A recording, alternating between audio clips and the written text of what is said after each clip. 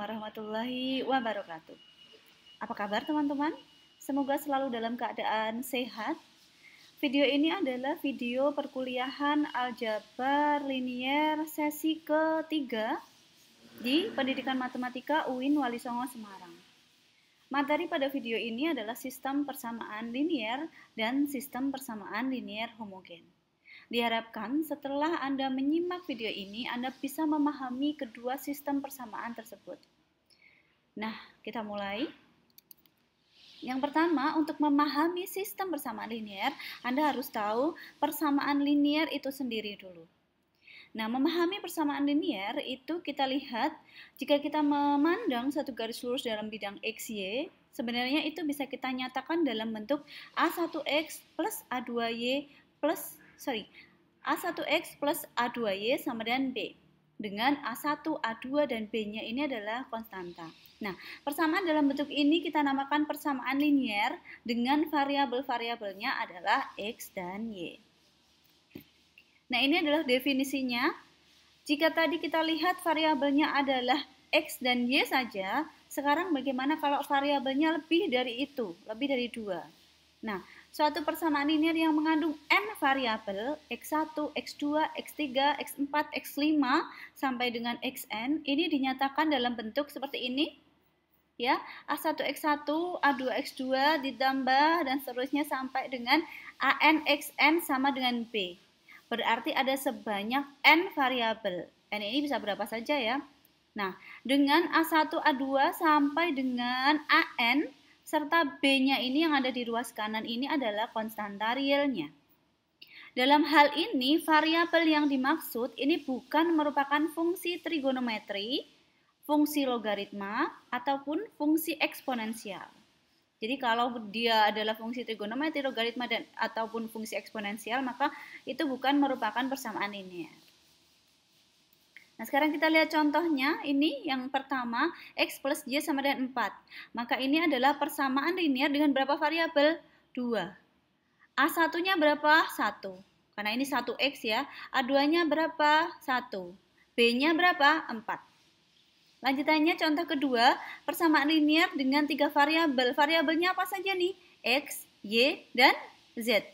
Ya, meskipun dia ada di ruas kanan Z-nya, tapi dia tetap persamaan linier. Nah, kita lihat A1-nya 2. A2-nya adalah negatif 3. Ya. A3-nya adalah, kita bawa ke kiri dulu, berarti negatif 2. B-nya adalah 1. Tapi, untuk contoh yang ketiga, ini bukan merupakan persamaan linier. Kenapa? Karena ini merupakan fungsi logaritma. Seperti itu. Nah, lanjutannya untuk yang ini, E pangkat X sama dengan 2X plus 3. Anda yang menjawab, berarti ini apakah persamaan linier? Kalau iya, apa alasannya? Kalau tidak, apa alasannya? Variabelnya apa saja, gitu ya. Kemudian ini juga, apakah dia persamaan linier? Ya, alasannya apa? Gitu. Ya, Anda yang menjawab ya. Baik. Sekarang kalau kita membahas persamaan linier, maka kita menginginkan mencari solusinya, mencari penyelesaian dari persamaan linier itu.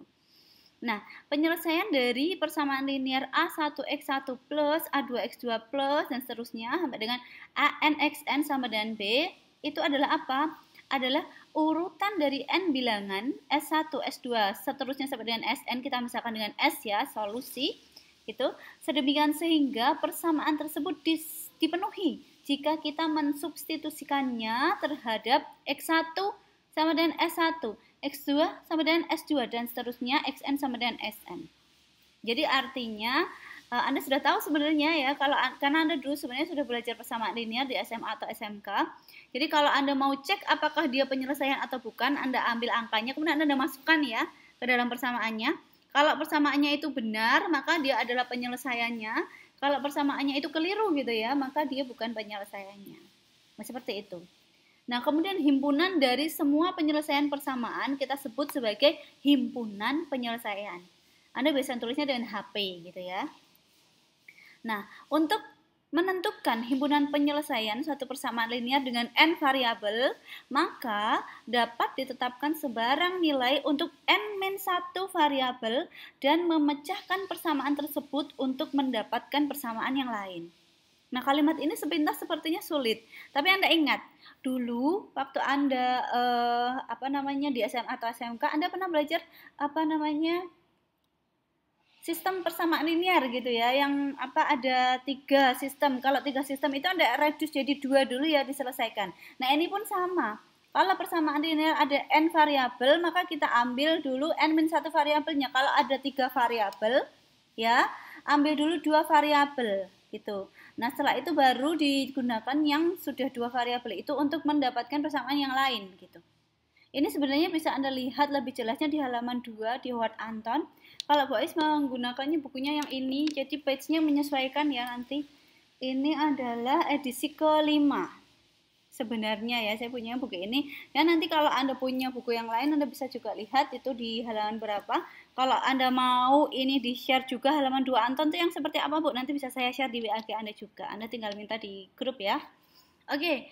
Kemudian saya lanjutkan. Kalau tadi Anda sudah lihat persamaan linear, sekarang sistem persamaan linear. Nah, sistem persamaan linear itu apa? Adalah himpunan berhingga dari persamaan linear. Ada persamaan, ada persamaan, ada persamaan. Himpunannya itu kita sebut sebagai sistem persamaan linear. Nah, contohnya apa ini? Anda lihat. Contoh pertama, ini yang atas ini adalah persamaan linear ya. Nah, ini juga persamaan linear. Kalau kita punya 2 ini, maka kita sudah punya sistem persamaan linear. Sistem persamaan linear ini terdiri dari 2 persamaan linear dalam contoh 1. Dalam contoh 2, ini juga persamaan linear yang atas, yang bawah juga persamaan linear, ya. Maka kita punya ini juga sistem persamaan linear dengan apa? Dengan 2 persamaan linear gitu ya. Saya ambil laser pointernya supaya terlihat ya. Ini kita punya 2 persamaan linear dalam satu sistem ini. Seperti itu. Lanjutannya, kalau tadi kita belajar persamaan linear kita sudah tahu bagaimana menyelesaikannya. Sekarang kalau sistem persamaan linear itu penyelesaian itu yang seperti apa?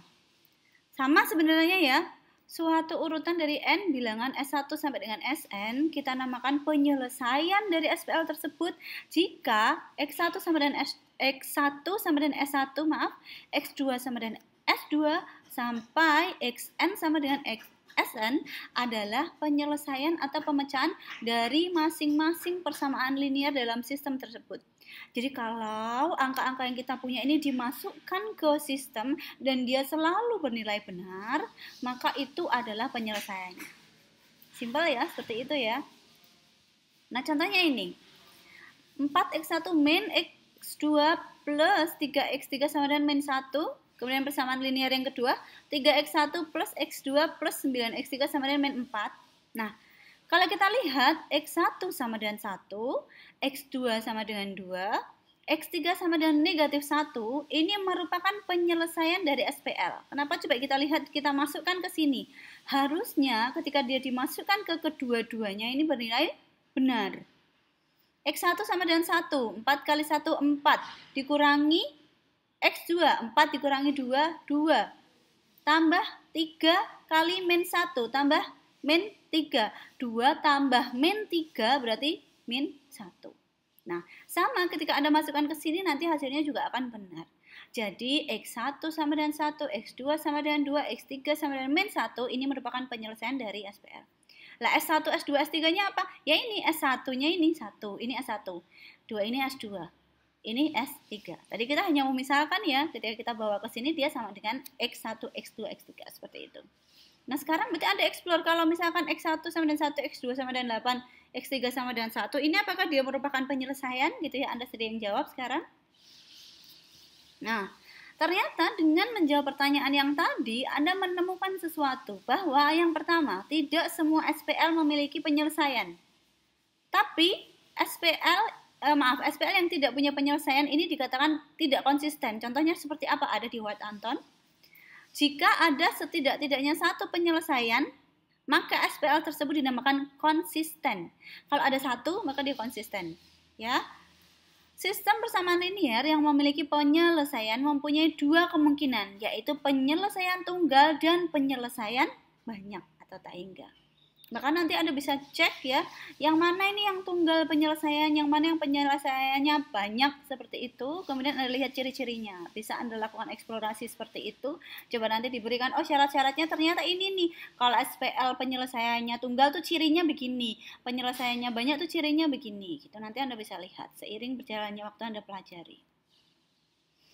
Nah, untuk contoh-contohnya, lagi-lagi baca dan pahami pada Howard Anton halaman 3, bukunya Bu Ais tadi yang warna hitam itu tadi. Nah, sekarang kita lihat penyelesaian SPL. Kita sudah tahu tadi SPL seperti apa. Nah, sekarang penyelesaiannya bagaimana? Kita cek dulu kalau ada dua variabel dulu, yang mudah dulu ya. Jika kita memandang SPL dengan dua variabel ya, secara geometris kita kan punya dua persamaan linear nih kan SPL ya. Kita bisa melihat secara geometris karena variabelnya hanya dua, maka kita bisa membuat dalam koordinat x, y. Karena x-nya nanti bisa dianggap sebagai x1, y-nya bisa dianggap x2. Gitu ya. Nah, jika grafik SPL-nya ini berupa dua garis yang saling sejajar, jadi yang persamaan pertama ini dan persamaan kedua Anda gambar ternyata mereka sejajar, maka SPL ini tidak punya penyelesaian, jadi tidak ada titik potongnya. Anda masih ingat ya, secara geometris kalau mau cari penyelesaian SPL berarti harus cari titik potongnya dari garis-garis itu. Yang kedua, jika grafik SPL berpotongan di satu titik, maka penyelesaiannya tunggal tadi yang Bu Isa katakan. Apa itu? Yaitu hasil perpotongan dari dua garis itu. Yang ketiga, grafik SPL berupa dua garis lurus yang saling berimpit. Jadi gambarnya saling berimpit. Misalkan SPL-nya terdiri dari X plus Y sama dengan 2. SPL pertama. SPL kedua adalah 2X plus 2Y sama dengan 4. Nah, itu kalau Anda gambar, itu akan jadi dua garis lurus yang berimpit. Artinya apa? Penyelesaiannya banyak sepanjang garis itu, seperti itu. Nah, contohnya ini. Contoh yang pertama, grafiknya seperti apa sih? Anda coba lihat ya.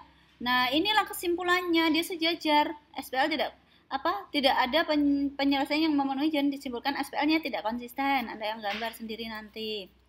Kemudian yang ini juga himpunan penyelesaian, ini adalah titik potong antara dua ini. Anda yang gambar nanti. Oh, bagaimana sih, saya masih ingat nggak cara menggambar?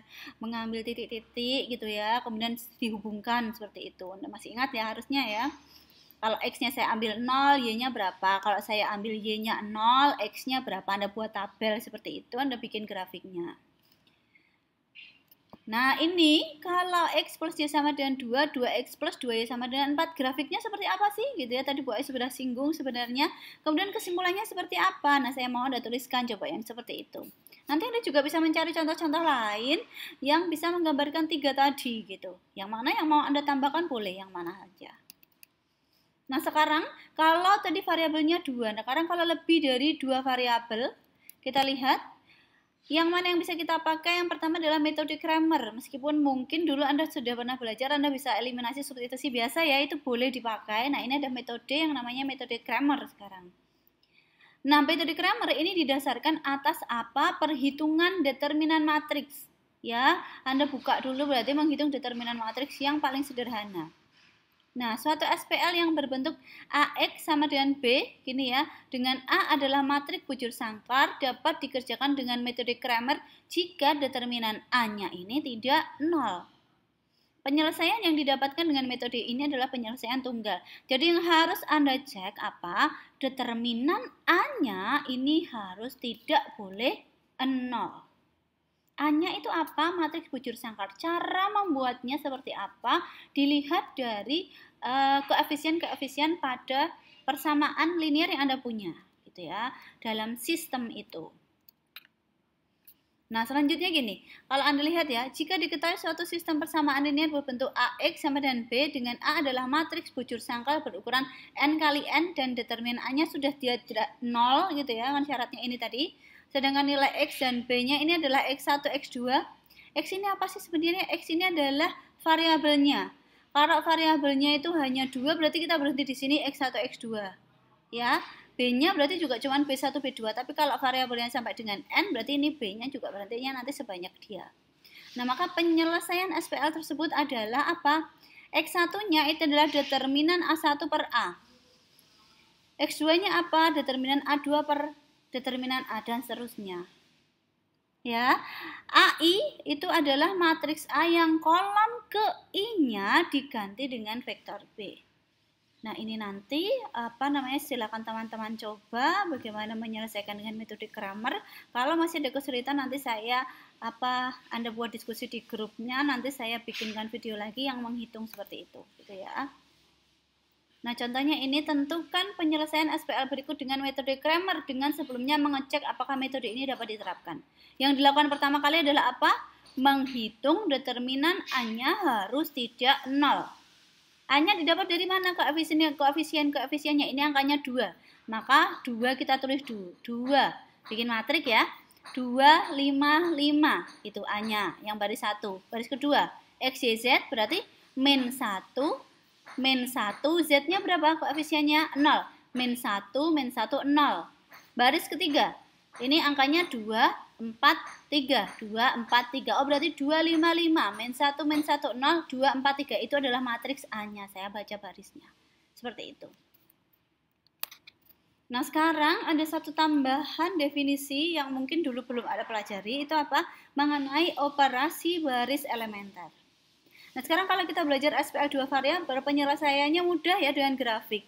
Tapi untuk jumlah variabel yang lebih banyak, penyelesaiannya pasti akan lebih sulit untuk mencarinya. Maka kita butuh suatu alat bantu lain untuk menentukan penyelesaian jumlah variabel yang lebih banyak. Kalau X1, X2, X3 masih bisa ya mengerjakan pakai yang tadi. Atau Anda bisa eliminasi substitusi meskipun panjang gitu ya. Tapi kalau variabelnya kita naikkan jadi 5, kalau kita naikkan lagi jadi 7 variabel, kita naikkan jadi 10, 20, seperti apa mengerjakannya? Sulit ya? Nah, maka melalui aljabar linear ini kita belajar sekarang bagaimana menyelesaikan kalau kita punya jumlah variabelnya lebih banyak. Ya.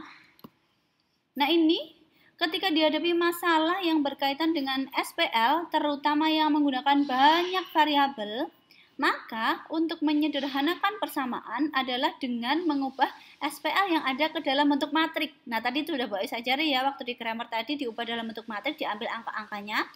Dalam hal ini matrik yang diperbesar. Nah, augmented matrik itu seperti apa? Nanti kita lihat contohnya. Nah, setelah diubah dalam bentuk matrik, maka matrik tersebut diubah ke dalam bentuk matriks dalam bentuk echelon baris terreduksi untuk mendapatkan penyelesaian dari SPL. Nah, echelon baris reduksi seperti apa Anda baca sendiri coba nanti ya. Nah, prosedur untuk mendapatkan matriks echelon baris tereduksi disebut sebagai eliminasi Gauss-Jordan yang nanti akan kita pelajari di pertemuan selanjutnya. Nah, yang hari ini kita mau belajar bahwa dalam ini proses eliminasi tersebut, operasi-operasi yang digunakan kita sebut sebagai operasi baris elementer atau OBE. Nah, ini yang mau kita bahas sebentar, apa itu yang disebut dengan OBE itu operasinya seperti apa saja, kita lihat. Operasi pada OBE yang diperbolehkan ada 3, yaitu mengalihkan suatu baris dengan konstan tata 0, mempertukarkan 2 buah baris, menambahkan kelipatan suatu baris ke baris lainnya. Jadi boleh mengalihkan, boleh ditukar, boleh ditambah dengan kelipatan baris yang lainnya. Nah, mungkin Anda bingung ya, ini bicara apa gitu ya, ini tentang apa, bagaimana? Ini nanti Anda akan tahu ketika Anda mengerjakan gitu soalnya. Nah, ini adalah awalan untuk eliminasi Gauss dan eliminasi Gauss-Jordan. Jadi sampai pada tahap ini Anda cukup pahami dulu bahwa kita punya OBE, ini kita butuhkan pada saat eliminasi Gauss dan eliminasi Gauss-Jordan. Kemudian operasinya adalah ini. Nah, itu Anda simpan dulu konsepnya. Itu nanti kita pakai di pertemuan selanjutnya, begitu ya. Nah, dengan menggunakan OBE, maka matriks echelon baris reduksi yang didapatkan akan ekuivalen dengan matriks awalnya, sehingga penyelesaian untuk matriks echelon baris reduksi juga merupakan penyelesaian untuk matriks awalnya. Matriks awal yang dimaksud itu yang mana? Yang augmented matriks tadi, yang matriks diperbesar. Jadi ada SPL, kita bikin matriks diperbesarnya, ya. Kemudian kita lakukan OBE, ya. Maka kita dapatkan penyelesaian untuk matriks echelon baris reduksi. Nah, penyelesaiannya ini juga akan merupakan penyelesaian untuk matriks yang diperbesar tadi. Gitu. Maka kita dapatkan penyelesaiannya. Nah, ini konsepnya kita buat dalam bentuk persamaan otomatisnya. Misalkan diketahui SPL dengan M buah persamaan linear dan N variabel ya, persamaan linearnya ada M buah, kemudian variabelnya ada N, kita punya seperti ini SPL-nya. Kemudian ini angka-angkanya sudah dibuat seperti kita menulis matriks ya, 1, 1 baris pertama kolom pertama, 1, 2 baris pertama kolom kedua. Ini adalah A21. Maka tadi ketika di grammar diambil angkanya kemudian ditulis dalam baris gitu ya. Nanti menuliskan ini dalam barisnya, kita lihat. Sistem persamaan linear tersebut dapat ditulis dalam bentuk matriks AX sama dengan B. Nah, maka ini A11, A12 ini dapatnya dari yang tadi. Baris pertama, ini ya. Kalau ini kita lihat berarti ini kolom pertama dan seterusnya. X-nya itu apa? Kita lihat tadi. X-nya ini ada berapa tadi? X1, X2 sampai dengan Xn. Tapi X-nya ini kan variabel. Ya, variabel ya, dalam operasi matriks ini kita tulis seperti ini. Kan baris kali kolom ya. Ya, maka yang X1 sampai dengan Xn ini tidak ditulis mendatar tapi ditulis turun. Karena nanti kita mau tulis A kali X sama dengan B. Maka yang X-nya ini ditulis turun. Baris kali kolom. A11 X1 tambah A12 X2 gitu ya bacanya ya kalau baris kali kolom. Kemarin di pertemuan sebelumnya Anda sudah belajar operasi perkalian matriks gitu ya. Sama dengan BB-nya apa? B-nya adalah ruas kanan ini, B1 sampai dengan BM. Nah, kita lihat B1 sampai dengan BM. Jelas ya? Nah, selanjutnya, matriks yang berukuran N kali 1. Nah, ini penulisan. Kenapa kita tuliskan ke bawah? Matriks yang berukuran N kali 1 atau 1 kali N juga disebut vektor. Nah, penulisan vektor sedikit berbeda dengan penulis matriks, yaitu menggunakan huruf kecil dengan cetak tebal atau ditambah dengan garis atas. Jadi, matriks X dan B di atas dapat dituliskan sebagai X dan B saja seperti ini, atau X dengan garis di atas dan B dengan garis di atas, atau ditebalkan seperti itu.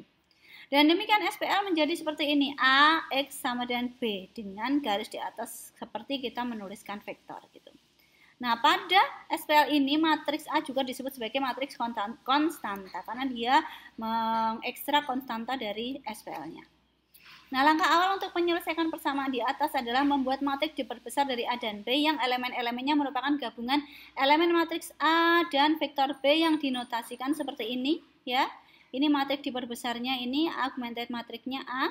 Kemudian kita pisahkan, ini B-nya, yaitu angka-angkanya dimasukkan ke sini.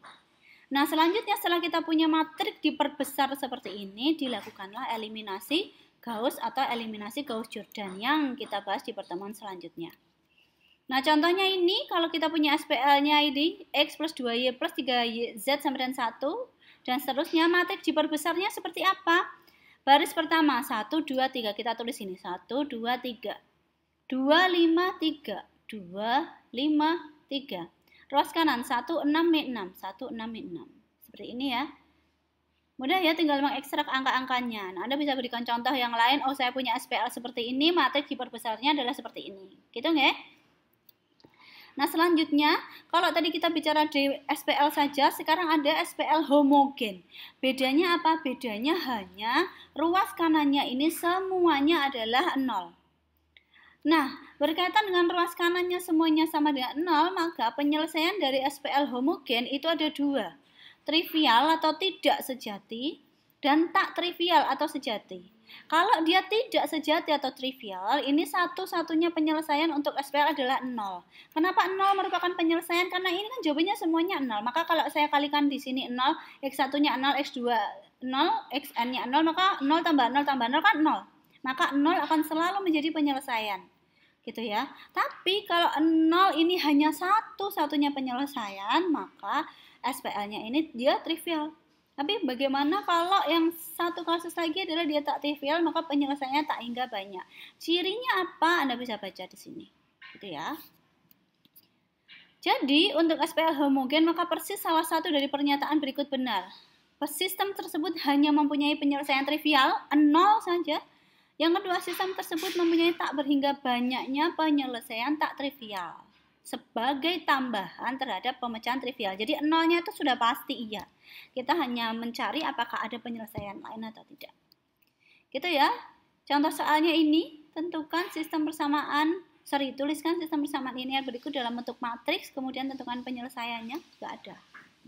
Nah, ini teman-teman pembahasan mengenai SPL dan SPLH. Jika masih ada pertanyaan, Anda boleh diskusikan pertanyaan itu di WAG, kita bahas bersama.